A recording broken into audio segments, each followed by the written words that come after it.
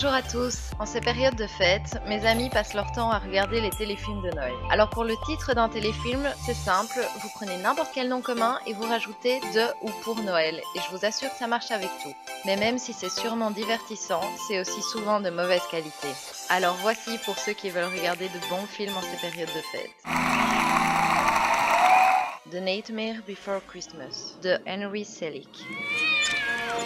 Welcome to an extraordinary world filled with magic and wonder. Open your mind and let yourself go to a place where every day is Halloween. Le protagoniste, Monsieur Jack, est un squelette vivant au Halloweenville, où chaque jour est fêté Halloween. Blasé depuis des siècles par cette fête, il décide de s'emparer de Noël.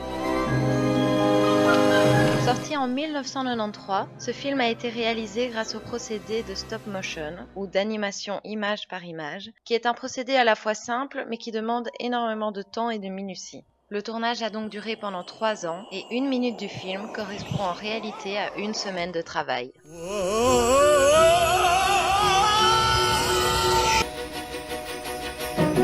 Bien que la technique du stop motion existe depuis l'origine du cinéma, The Nightmare Before Christmas marque une étape importante de l'histoire de l'animation.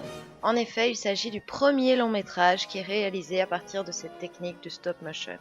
Face à la qualité du résultat, le film fut nominé pour les meilleurs effets visuels aux Oscars. Malheureusement, la même année sortit Jurassic Park de Steven Spielberg qui remporta le prix. What's this? What's this? There's color everywhere. What's this? There's white things in the air.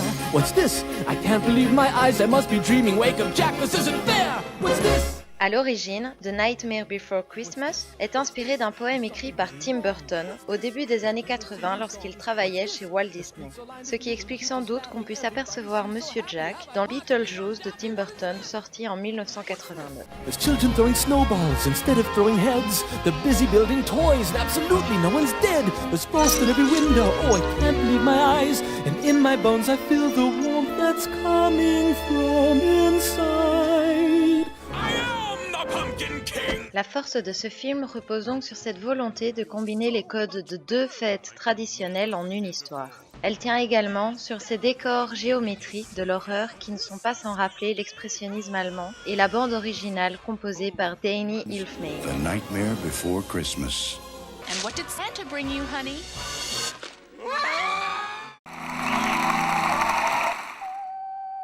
Gremlins de Joe Dante. Billy Pelser has a nice home. Billy, is that you? Yeah, Mom, it's me. A nice job. A nice girl. If you're not doing anything this Thursday night, maybe you'd like to go out on a date with me? I'd love to. And loving parents who are about to give him You're gonna like this. No, don't shake it. We're gonna have to open it now. It won't wait till Christmas. Sorti en 1984, ce film raconte l'histoire de Billy qui pour Noël reçoit un cadeau de la part de son père. Ce cadeau s'avère être un étrange animal appelé un mogwai. C'est donc Gizmo, le mogwai, qui sera le protagoniste du film.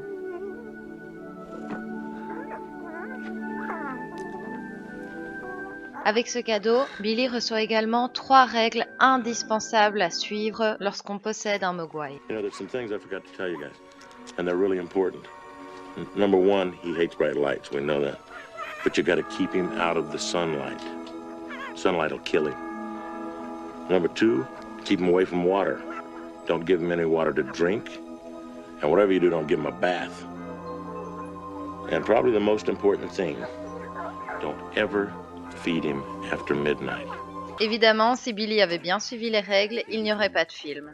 Gizmo va donc donner naissance à des gremlins qui vont mettre une merde pas possible dans la ville de Billy.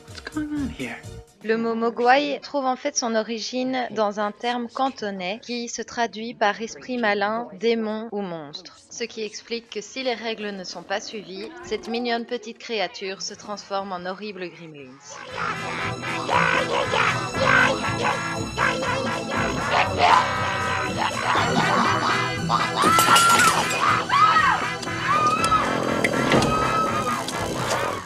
Gremlins a été produit par Steven Spielberg, qui la même année réalisait Indiana Jones et le Temple maudit. Face à ces deux œuvres, la commission de classification des films américains a décidé de créer le PG-13, qui est une censure pour les moins de 13 ans.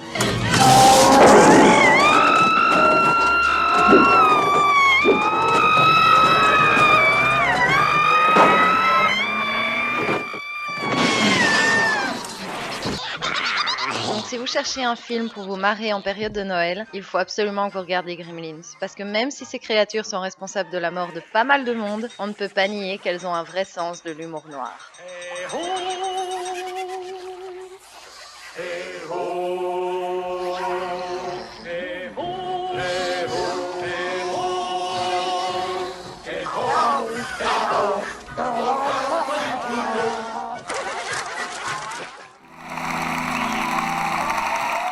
Le journal de Bridget Jones de Sharon Maguire.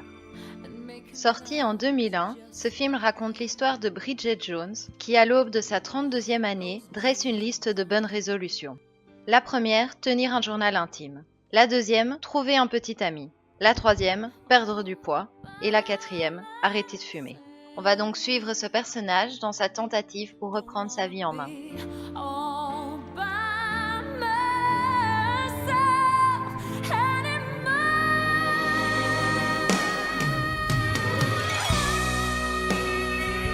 Le personnage de Bridget Jones est apparu pour la toute première fois en 1995 dans un édito du quotidien britannique The Independent. En 1996 sortit le premier tome qui fut un véritable succès.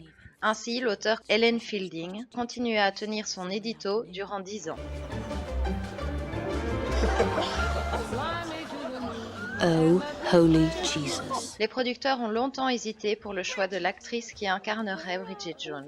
Mais après 2 ans de recherche, ils ont fini par choisir Renée Zellweger. Le choix de l'actrice fut critiqué en Grande-Bretagne car ils ne souhaitaient pas voir une actrice américaine interpréter un personnage d'origine britannique. Mais finalement, l'interprétation hyper convaincante de la comédienne a fini par faire taire toutes les mauvaises langues. Il faut dire que l'actrice s'est donnée pour ce rôle car il a fallu qu'elle prenne 12 kilos pour incarner Bridget Jones. Ainsi, elle a dû arrêter la gym quotidienne et se mettre à un régime alimentaire composé uniquement de junk food. Il lui aura fallu finalement 7 mois pour prendre tous les kilos que le rôle demandait. Le journal de Bridget Jones est un film de romance qui met en scène 2 grands acteurs romantiques britanniques, à savoir Colin Firth et Hugh Grant. Oh well. Take it you're also heading for the Alconbury's Rockery. Yes, that's right. Bridget Jones est ce qu'on pourrait appeler la reine des gaffes et est capable de se mettre dans des situations particulièrement gênantes. En tant que fille, c'est facile de s'identifier car contrairement à la plupart des rôles féminins, il est représentatif de la grande majorité des femmes. Oh, Jesus Christ. Okay, we're out of time. Si en cette période de Noël vous cherchez un feel-good movie romantique, alors il faut que vous regardiez le journal de Bridget Jones. Now, back to the studio. Le Père Noël est une ordure de Jean-Marie Poiré. Joyeux Noël, Pierre. Ah, c'est pour moi? Oh! Oh! Ah! Oh, une serpillière, c'est formidable, Thérèse. Je suis ravi, écoutez. Non, Pierre, c'est un gilet. Ah oui? Ah ben bien sûr. Ah ben alors, bien sûr, c'est un gilet. Il y a des trous plus grands pour les bras. Alors, écoutez, si vous saviez ce que ça tombe bien, je me disais encore hier soir qu'il manquait quelque chose pour descendre les poubelles. Je suis ravi, Thérèse. Sorti en 1982, ce film raconte l'histoire de Pierre et Thérèse qui, pour le soir de Noël, s'apprêtent à assurer la permanence téléphonique parisienne de SOS Détresse Amitié. Durant cette soirée, ils vont être confrontés à des personnages tous plus marginaux et loufoques les uns que les autres. Et puis tiens, rends-moi mon pognon d'allocation de grossesse. Remets pas ça sur le tapis ou je te fous une danse que tu t'en souviendras. L'humour, qui est la force de ce film, repose évidemment sur ce casting qui est composé d'acteurs de la troupe du Splendide, dont Thierry Lhermitte, Gérard Jugnot, Christian Clavier, Josiane Balasco et Marianne Chazelle. Connasse, t'as mes 75, avec des seins comme des obus, alors on est rien, on est que moche. Bah oui, bah moi j'ai des poils qui me poussent sous le maquillage et Et je suis un poète à pas, mais je réclame le droit de vivre, voilà. Craignant des difficultés à se procurer les autorisations de tournage, avec un titre tel que Le Père Noël est une ordure, la production a dû ruser et donner un faux titre au film, à savoir Les Bronzés fêtent Noël. Plusieurs membres de l'équipe ont confié par la suite que le tournage avait été marquant pour le nombre d'éclats de rire qu'ils ont eu. Certaines prises n'ont pas pu être utilisées au montage car on entendait trop le réalisateur rire derrière la caméra. Lâchez-moi, sale pédale! Mais c'est pas vos pieds qui jettent, c'est votre fils! Je vais vous dénoncer parce que vous êtes un porc. D'ailleurs, vous avez une tête de porc. Gérard Jugnot, qui incarne justement ce Père Noël infâme, s'est pris une baffe d'une passante pendant le tournage. En effet, comme il faisait chaud, il a dû retirer sa perruque pour fumer une cigarette et une mère passant par là avec son enfant l'a giflé et lui a demandé de remettre sa perruque car sa petite fille croyait encore au Père Noël. Ça fait des années que vous nous cassez les couilles. Alors on va le découper en morceaux et puis on va le jeter dans la Seine. Et puis ce sera tout. Donc si vous aimez l'humour de la troupe du Splendide et que vous avez envie de vous marrer ce soir, je vous conseille vivement de regarder Le Père Noël est une ordure. C'est cela, oui. Écoutez Thérèse, je n'aime pas dire du mal des gens, mais effectivement elle est gentille. Love Actually de Richard Curtis. There's nothing you can do that can't be done. There's nothing you can say that can't be sung. There's nothing you can say, but you can learn how to play the game. It's easy. All you need is love. All you need is love. All you need is love.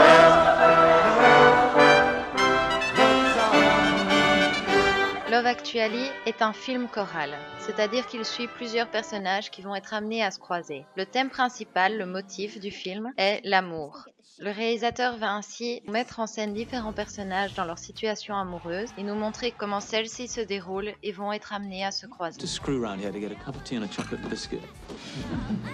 Alors évidemment, le premier bon point de Love Actually, c'est son casting. À nouveau, on retrouve Hugh Grant, ainsi que Colin Firth, mais également Liam Neeson, connu pour son rôle dans La liste de Schindler de Steven Spielberg, mais également Andrew Lincoln, connu pour son rôle de Rick dans la série The Walking Dead, et enfin Keira Knightley, connu entre autres pour son rôle dans Pirates des Caraïbes. But there's one problem. You'd be naked. No, I think I'd be fine. Love Actually constitue également la 4e collaboration entre Richard Curtis et Hugh Grant. En effet, le réalisateur avait également scénarisé 3 longs métrages dans lesquels on retrouve l'acteur, à savoir 4 mariages pour un enterrement, Coup de foudre à Notting Hill et Le journal de Bridget Jones.